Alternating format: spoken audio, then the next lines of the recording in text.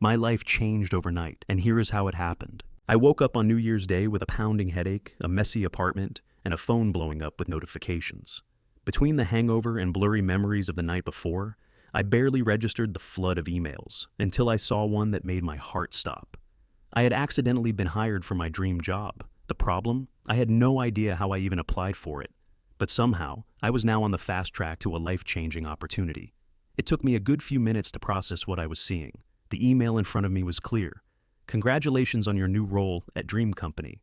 It was from a company I had admired for years, a place I had always dreamed of working at. I was excited but also deeply confused. Had I actually applied for this job? I scrolled through the email, my head spinning. The position was exactly what I had always wanted.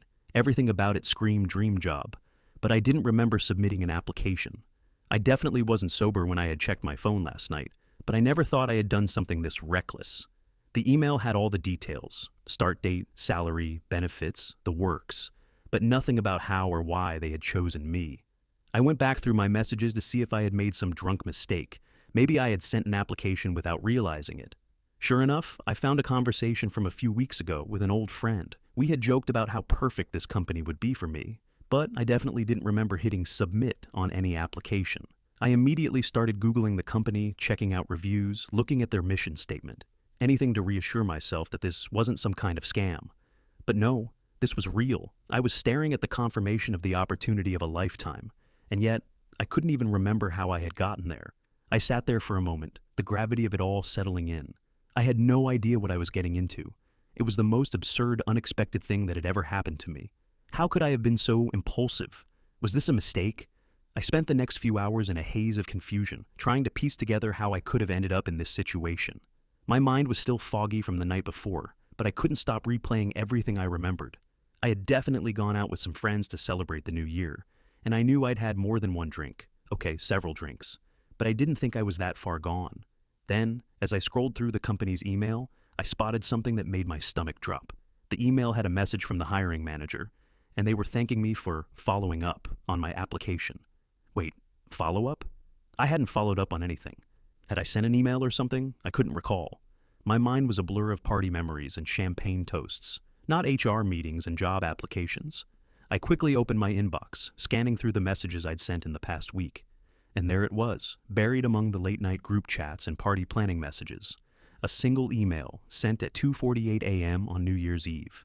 Dear company name, the email began, I am extremely interested in the job position role and believe my experience with its specific skills will be a valuable asset to your team.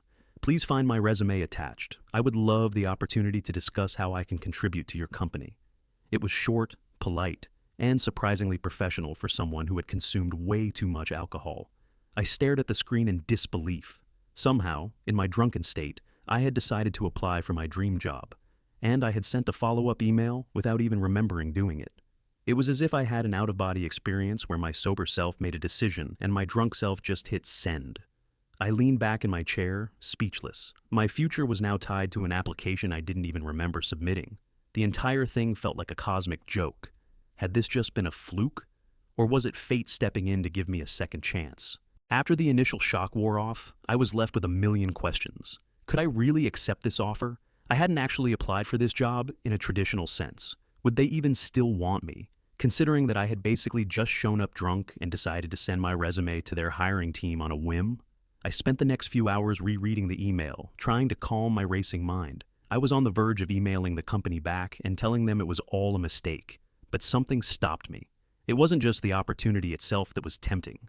It was the idea that maybe I was finally being given a chance to break free from the rut I had been in. For years, I had felt stuck in my job, going through the motions and pretending that I was okay with being in a dead-end position. But what if this job was the break I needed? What if this accidental application was the universe giving me the push I needed to step into something better?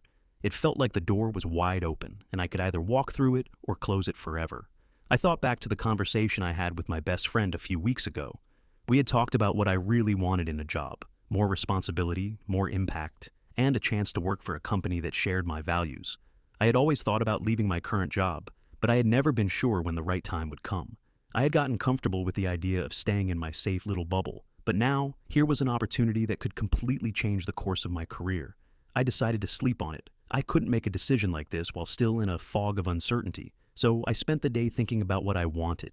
That evening, as I lay in bed, I thought about how my life would change if I actually took the job.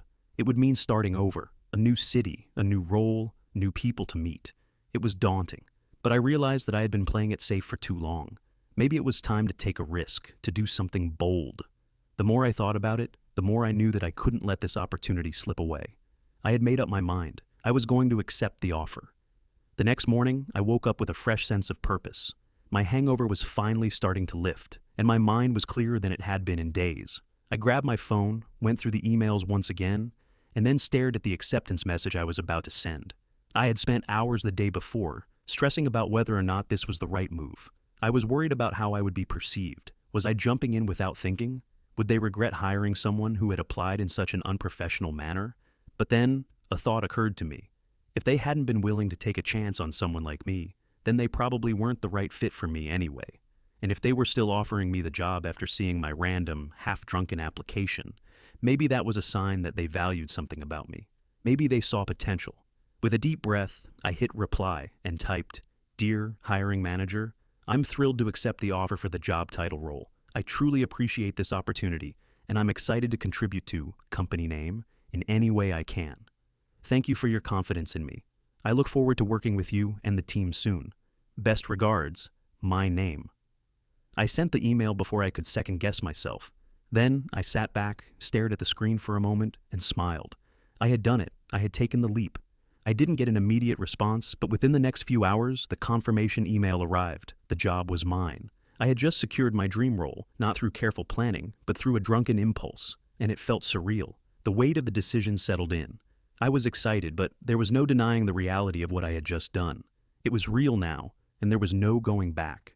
Once the excitement of accepting the job had worn off, reality began to sink in. I had just accepted a new role at one of the most respected companies in my field, and now I had to figure out how to make the most of this opportunity. I spent the next few days doing as much research on the company as I could. I wanted to go into my first day with some understanding of their culture, their mission, and the work they were doing. I started preparing for the big move, mentally and physically. There was so much to consider.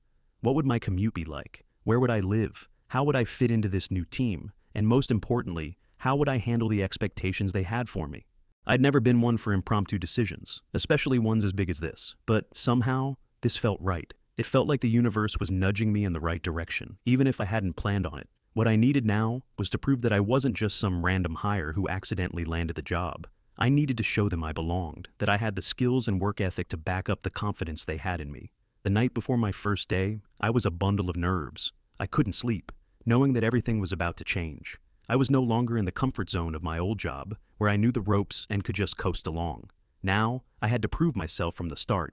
The pressure felt intense, but it was also motivating. This was the moment I had been waiting for. The first day at the new job was a whirlwind. The office was much larger than I had imagined, and everyone seemed so polished and professional. I walked in, nervous but determined, and was immediately introduced to my new team. Everyone was welcoming, but I couldn't shake the feeling that they were all sizing me up.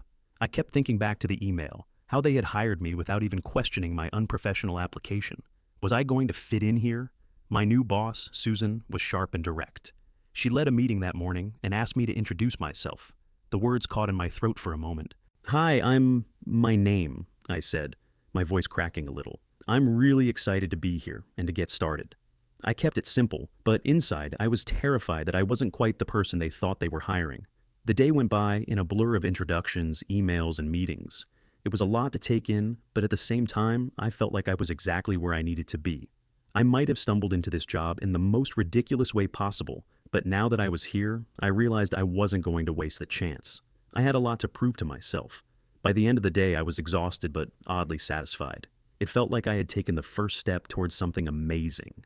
I knew I had to keep pushing forward. No more second-guessing myself. No more wondering if I was good enough. I had the opportunity, and it was up to me to make the most of it. The first few weeks at my new job were a roller coaster. I had gone from feeling completely out of place to slowly starting to find my footing. I spent a lot of time learning the systems, understanding the team dynamics, and trying to figure out how to make the best impression possible without letting my nerves get the best of me. At first, it felt like everyone was way ahead of me. They all knew the ropes, had worked on big projects, and seemed so confident in their roles.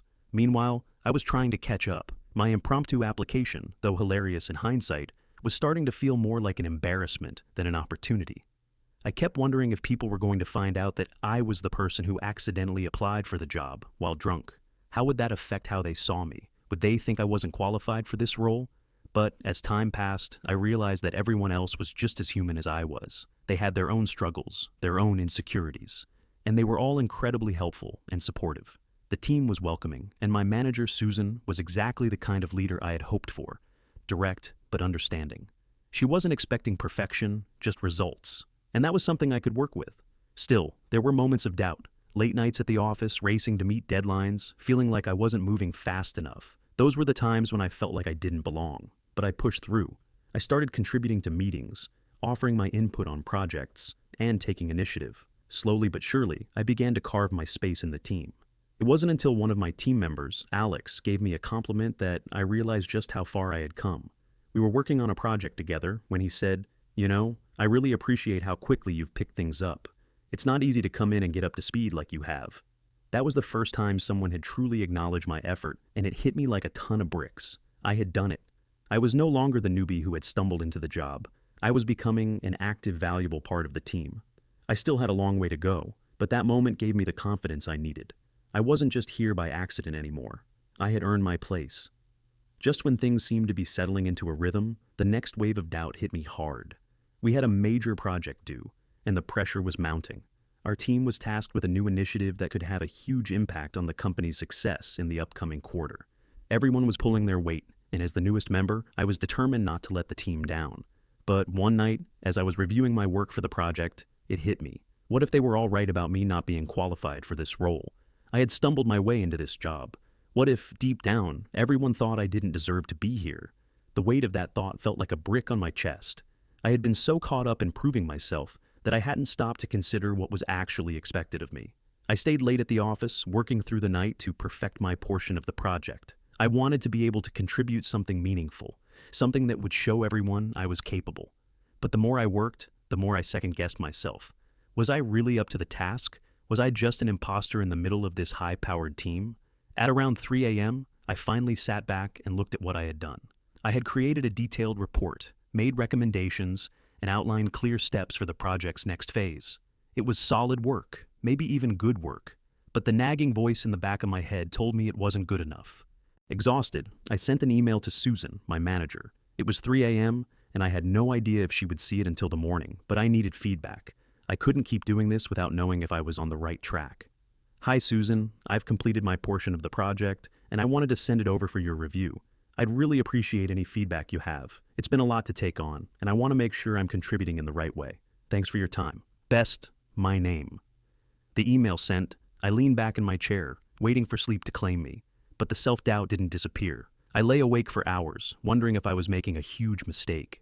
The next morning, I woke up exhausted but determined to keep pushing forward. I had barely slept, but I still had a strong sense of purpose. When I checked my email, I saw that Susan had replied. My heart skipped a beat. "Hi, my name. I just reviewed your work, and I have to say, I'm impressed. You've really nailed the details, and your recommendations are spot on. You're already making a significant impact on the team. I'd like to go over everything together later today and discuss a few tweaks, but overall, I think you're really on the right track. Keep it up. Best, Susan." I stared at the email, rereading it a few times to make sure I wasn't imagining things. Impressed? Nailed the details? Was she talking about the same report I had poured my doubts into the night before? The same report I was sure wasn't good enough? My brain was still foggy from lack of sleep, but the words hit me hard. The validation I had been looking for had come, and it was more than I could have hoped for. I had been so focused on my fears and insecurities that I hadn't realized just how far I'd come in such a short time. It wasn't just about completing a project. It was about the growth I had gone through since joining the company. I had started as the person who had accidentally applied for the job while drunk, unsure of what I was doing. And now, here I was, being recognized for the work I'd put in, being told I was making a real difference. That evening, we had a meeting where we went over the project together. Susan gave me some helpful feedback, and we made a few tweaks, but nothing major. She even praised me in front of the team, which made my heart swell with pride. "We're all impressed with how quickly you've adapted," she said. "I think you're going to do great things here." In that moment, I realized that my doubts had been completely unfounded. I had been so caught up in the fear of not being enough. But what I should have focused on was the fact that I was already enough. I had the skills, the drive, and the support of my team to succeed. And I had earned my place in this job, accidentally or not. As the weeks passed, my confidence continued to grow. With each new project, I became more comfortable in my role. The imposter syndrome that had plagued me when I first started slowly faded away. I wasn't just the newbie anymore. I was a valuable part of the team. I had taken on bigger responsibilities, led meetings, and started to influence the direction of our projects. But even though I had made it past the initial hurdles, there was still a lingering pressure. Every time I completed a task, I would wonder, was this good enough? Did my team believe in me? Would I be able to continue proving myself? Or was it all just a fluke? I decided to stop second-guessing myself. I had already shown that I could handle the responsibility. I had already turned my situation around from the accidental hire to someone who was now thriving in their position. It was time to stop questioning whether I deserved this job and start focusing on making the most of the opportunity. One afternoon, as I was heading to a meeting, I bumped into Rick in the hallway. He had been more hands-off since I started, letting me take charge of things, but I still looked up to him as my boss. As we exchanged pleasantries, he stopped me with a knowing smile.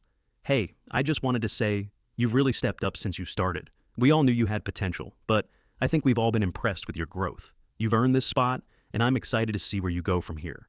Hearing that from Rick meant more than I could put into words. It wasn't just that I had earned my position. It was that I had proven to myself that I was capable of so much more than I had ever given myself credit for. The doubt that had once haunted me now felt like a distant memory. The road ahead was still uncertain. There would always be challenges, new projects, and moments of self-doubt. But now, I had the tools to face them head-on. I had learned that growth didn't happen overnight, and it certainly didn't come without struggle. But as long as I kept pushing forward, I would continue to move in the right direction. And as the year continued, I found myself more and more comfortable in my new role. I wasn't just going through the motions anymore. I was thriving. I had embraced the chaos, leaned into the discomfort, and emerged stronger than ever. It's been several months since that New Year's Day when I accidentally got hired for my dream job. Looking back, I still can't believe how it all unfolded. From drunken impulse to professional success, it feels like I've lived an entirely different life in such a short time. I went from doubting myself to leading teams, making decisions, and being part of something bigger than I could have ever imagined. But the most important lesson I've learned through all of this isn't about job titles or promotions. It's about trusting myself, pushing past fear, and accepting that I don't need everything to be perfectly planned to succeed. Sometimes it's the unexpected turns in life that lead us to exactly where we need to be. As I sit here now, reflecting on everything, I realize that this job was never about landing a role or ticking a box. It was about learning to embrace challenges, taking risks, and accepting that I'm more capable than I ever gave myself credit for. I didn't just get hired. I grew into the person who deserved this job. And more importantly, I've grown into someone who can face whatever comes next. So, as this year continues, I can't help but think about how far I've come. What once seemed like a huge mistake turned out to be the best thing that ever happened to me. And now, as I continue to build my career, I know that no matter what life throws at me, I'm ready to handle it. If you're reading this and you're facing uncertainty or feeling like you're not sure if you belong in the place you are, know this: you've got it in you.